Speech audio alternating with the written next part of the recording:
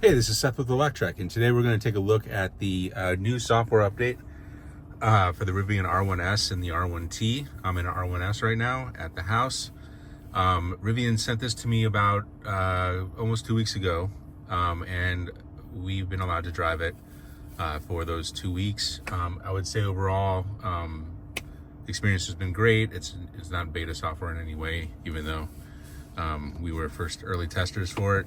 And I think most people that get, I think that update is rolling out now. I think most people that get it aren't going to be disappointed. So what's new in the update? Three main things. One, towing mode. So you'll notice this screen here is something new. I don't have a trailer. We use the trailer hitch for bikes, a bike rack, and sometimes snowboards.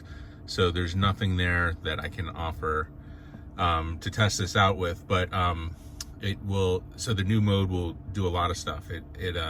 You're allowed to save trailers. So if you have 3 different types of trailer, you can tell it which one you have on there. You enter the weight, the distance towed, towing efficiency. It kind of figures out what your real range is going to be much better than what before. So that is really a big benefit for people who tow.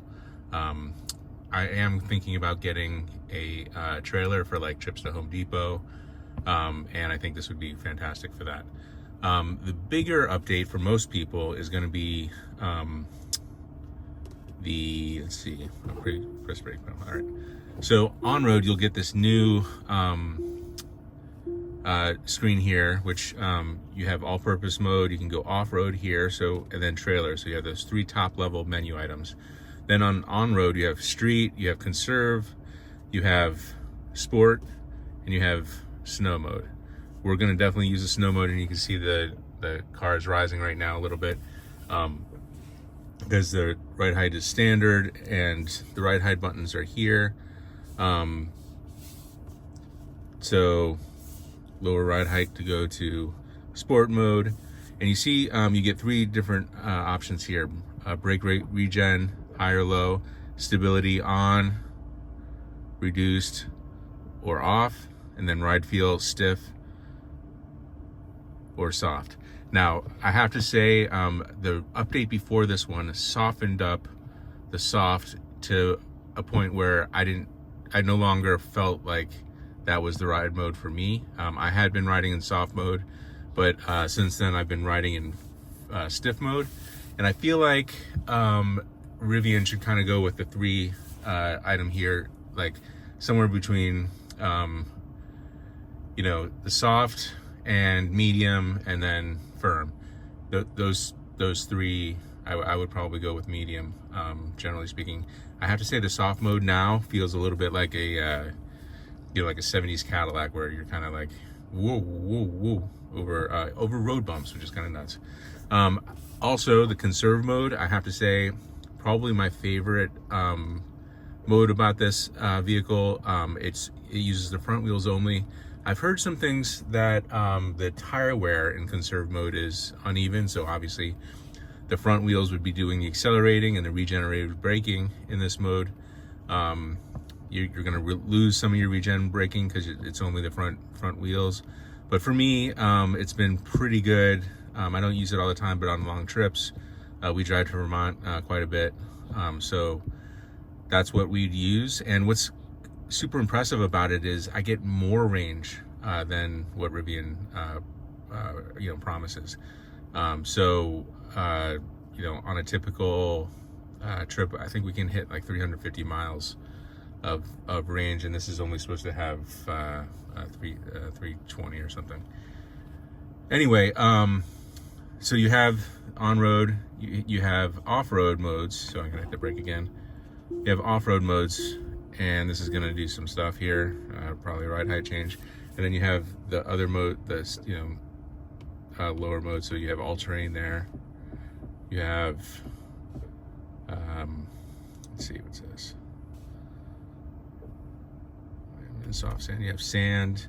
You have rock crawl. You have rally, and you have stability control, and you can see the vehicles going down again.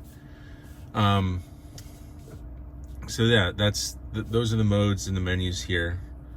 And then the other thing is the gauge mode. And to activate gauge mode, you're gonna go to this down here, and you're gonna swipe. And then you've got some pretty interesting gauges here. And I like the high contrast mode. This works in dark mode and light mode. So you can see you have your, where your steering wheels are. So like for instance, if you're going up a steep hill and in the mud, you wanna know exactly where your steering wheel is. So you can see I'm turning the wheel here, and it's guiding up here where the wheels are headed. Not something you'd probably need every day, but if you're going off-roading or you're going through the woods or whatever, might be nice. Compass, I wish all vehicles had a compass, and I wish it was available at all times.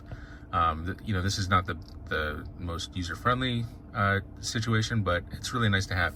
And this whole like gauge mode thing, I found myself, when I'm not using maps and not trying to adjust Spotify music, I'm probably here third most. This is kind of like a nice default screen. So you have your trip thing here, you have your tire pressure, and once we're rolling, that'll come up. You have your elevation, so this is kind of like an altimeter for planes. Obviously, not the same use case here, but it is kind of nice to know what your elevation was, and theoretically where it will be going. The battery, it has a temperature gauge, so you know if your battery is operating at optimal temperature. And then of course, speaking of temperature, you have 4 motors on the dual motor Rivians. Obviously you only have 2, but it'll give you the motor temperature. So if you're really hauling something up a steep hill like a trailer, and you want to know if your motors are overheating, this is the place to check that out. So this is Rivian giving you access to information that wasn't necessarily available before. I think it's a great update. It's not going to change your life, but it is super nice. And of course, it's nice that this is a free software update, and it's rolling out actually this evening, and it should be in everybody's hands within the next week or so. All right, this is Seth with Electrek. Give us a thumbs up, like us, follow us, do all that stuff, and we'll see you next time. Thank you.